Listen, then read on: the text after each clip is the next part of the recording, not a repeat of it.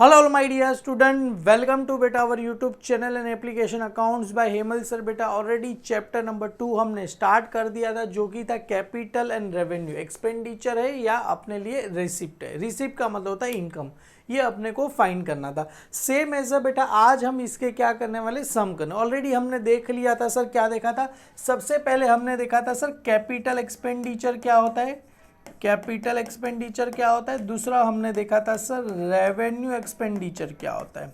उसके बाद हमने देखा था सर कैपिटल रिसिप्ट क्या होता है, और हमने सीखा था बेटा रेवेन्यू रिसिप्ट क्या होता है। क्लियर है। देखो कैपिटल एक्सपेंडिचर, कैपिटल एक्सपेंडिचर का एक्सपेंस का मतलब समझ जाने का सर पैसा पे करे। एक्सपेंस का मतलब पैसा पे करे, पैसा पे करेंगे तो अपने लिए एक्सपेंस होगा। जैसे यहाँ पर आएगा परचेज अ प्लॉट, परचेज किया मतलब पैसा पे किया रहेगा। रिसीव, रिसीव मतलब रिसीव, रिसीव आएगा तो समझ जाने का सर अपने लिए रिसिप्ट रहेगा। कौन सा, कैपिटल रिसिप्ट रहेगा या तो revenue receipt. Interest paid, paid आया तो पैसा पे किया तो एक्सपेंडिचर आएगा। पे पैसा पे। अ पेट्रोल इंजन आर क्या लिखा है, passenger bus to be replace by the diesel engine, मतलब ये भी होगा ना, पैसा पे ही किया रहेगा। पेट्रोल इंजन को हमने डीजल इंजन में कन्वर्ट कर दिया तो पैसा पे किया रहेगा, तो पेमेंट हो गया, पेड आया, रिसिप्ट। समझ जाने का कहीं पे भी पेड है मतलब पैसा पे किया है तो अपने लिए एक्सपेंडिचर। अगर कहीं पे भी रिसिप्ट है मतलब पैसा रिसीव किया है तो कैपिटल रिसिप्ट या तो रेवेन्यू रिसिप्ट। अभी थोड़ा सा दिमाग लगा के सोचना है। अगर कैपिटल एक्सपेंडिचर का मतलब होता है हमने पैसा लॉन्ग टर्म तक पे किया, मतलब ऐसा एक्सपेंस जो पे तो कर दिया अभी, उसका बेनिफिट मुझे लॉन्ग टर्म तक मिलेगा तो मेरे लिए कैपिटल एक्सपेंडिचर। शॉर्ट टर्म के लिए मिलेगा तो रेवेन्यू एक्सपेंडिचर। समझ में आ रहा है बेटा। रेवेन्यू रिसिप्ट मतलब ऐसा एक्सपेंडिचर जो रेवेन्यू रिसिप्ट मतलब नॉर्मली छोटा मोटा जब अपने ऑपरेशन से अपने पास पैसा रिसीव होगा, रेवेन्यू। पर कभी कभार बहुत बड़ा पैसा अपने पास आ रहा है तो अपने लिए क्या हो जाएगा सर, रेवेन्यू रिसीव हो जाएगा। जैसे बिजनेस में कैपिटल लगा रहे तो कैपिटल रिसिप्ट, क्लियर है, कैपिटल नाम में ही छुपा है, क्लियर है। और कहीं से लोन ले रहे तो पैसा अपने पास आएगा तो अपने लिए कैपिटल रिसिप्ट हो जाएगा। मतलब कैपिटल रिसिप्ट के एग्जांपल बहुत ही कम होते हैं, मतलब रेयरली आएगा तो आएगा, मेजोरिटी अपने पास एक्सपेंडिचर ही रहेगी। सबसे पहला पढ़ते हैं बेटा, state the whether the following expenditure और रिसिप्ट और आर कैपिटल और रेवेन्यू। कौन सा एक्सपेंडिचर है, कैपिटल एक्सपेंडिचर है, रेवेन्यू एक्सपेंडिचर फाइंड करना है, या तो अपने को फाइंड करना है रिसिप्ट। कहाँ गया सर, रेवेन्यू का तो रिसिप्ट, कौन सा रिसिप्ट है, कैपिटल रिसिप्ट है या रेवेन्यू रिसिप्ट, ये अपने को फाइंड करना है। और यहाँ पर क्या बोल रहे, give reason for your answer, अपने को रीजन भी लिखना है। मतलब यहाँ से काम नहीं चलेगा सर ये आया तो कितने मार्क करेगा। जैसे ये टोटल है बेटा, इसके अंदर 7 है, 7 है तो टोटल पकड़ के चलो 8, 7 7 14, 14 मार्क्स करेगा। 14 मार्क्स, या तो टीचर बहुत खड़ूस है तो आपको 7 मार्क के लिए एग्जाम में ये आएगा कि आएगा। क्लियर है बेटा। तो ऐसा सोच के मत चलना, एकदम लाइटली मत लेना, बहुत ही सिंपल है।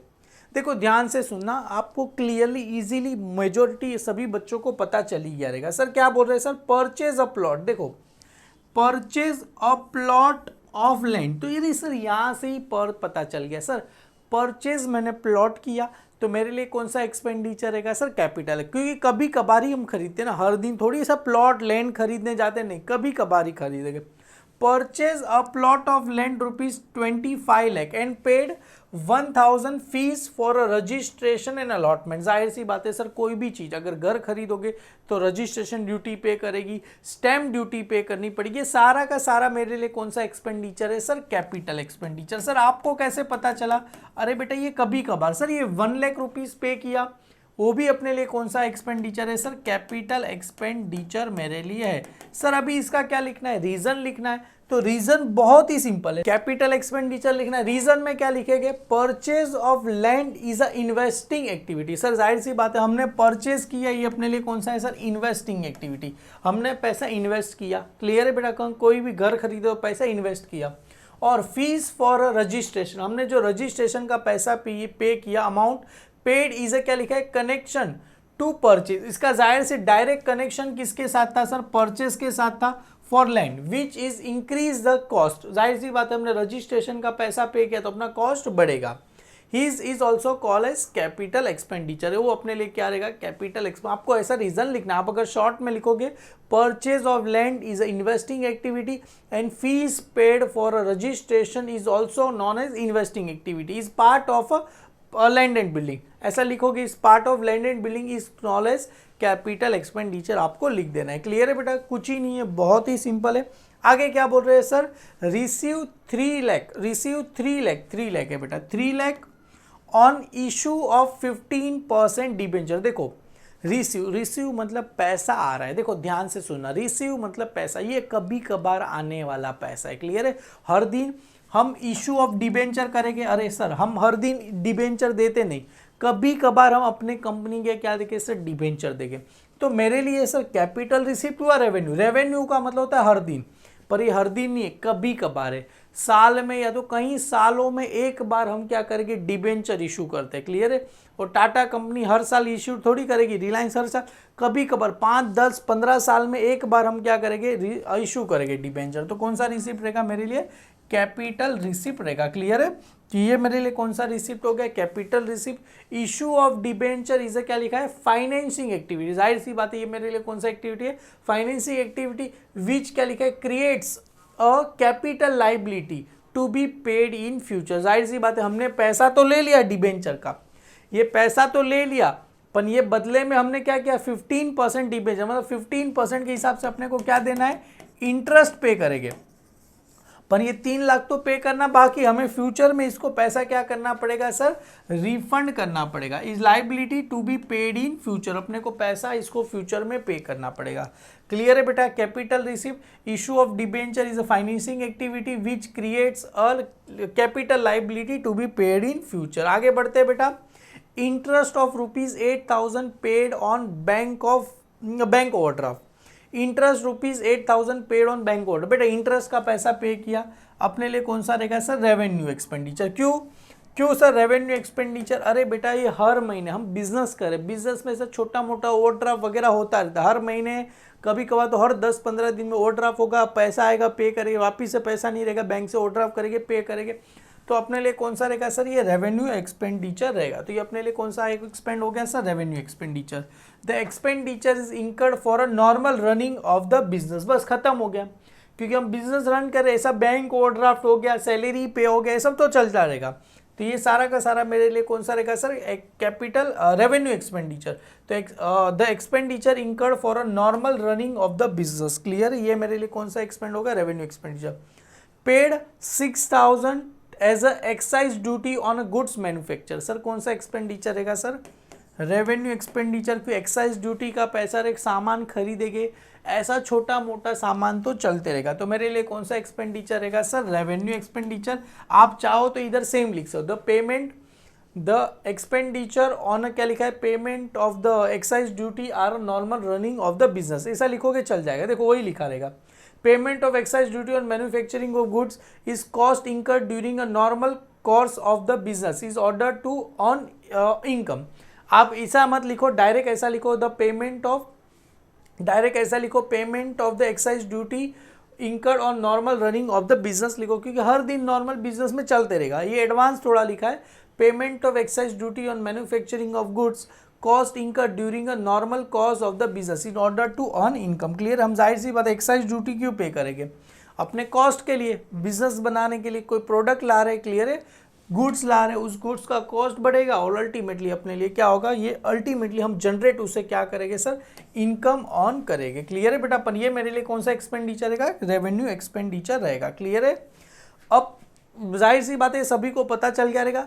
अब petrol engine for a passenger bus replace to the diesel engine ₹70,000। एक बात बताओ, अपने पास बस है, हम आए दिन उसको पेट्रोल से डीजल, डीजल से पेट्रोल करने वाले नहीं, एक ही बार करते, पेट्रोल से डीजल करते, डीजल से पेट्रोल कोई करता नहीं है, क्योंकि डीजल सस्ता होता है, पेट्रोल महंगा होता है इसके लिए, और पेट्रोल से गाड़ी कम चलती है, उल्टा डीजल से गाड़ी ज़्यादा चलती है क्योंकि डीजल हेवी होता है।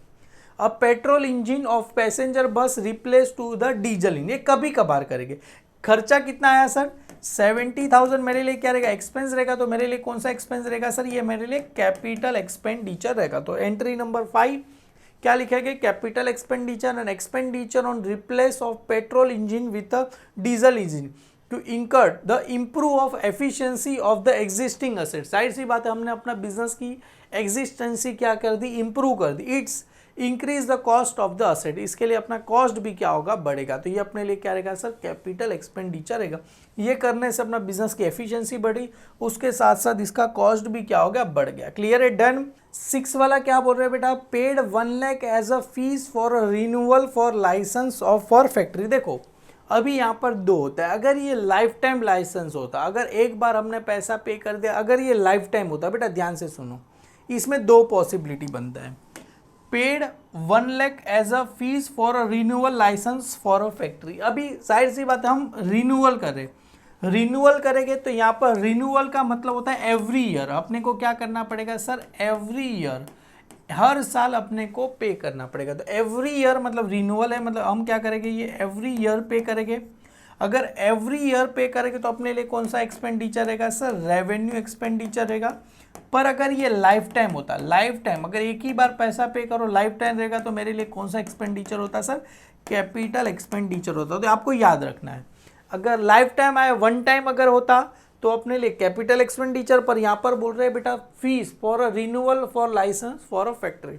हर साल हम लाइसेंस क्या करेंगे सर, रिन्यू करेंगे। रिन्यूअल मतलब अज्यूम कर सकते हैं एवरी ईयर, तो अपने लिए कौन सा रहेगा सर, रेवेन्यू एक्सपेंडिचर रहेगा। तो यहाँ पर आप किधर गया, यहाँ पर आप लिख देना बेटा रेवेन्यू एक्सपेंडिचर।